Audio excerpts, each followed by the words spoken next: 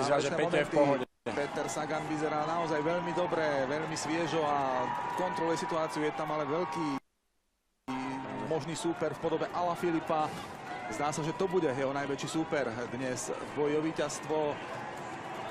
Takisto Wilco Kelderman je vpredu a nastupuje Michael Matthews, Ulrike Greenedge.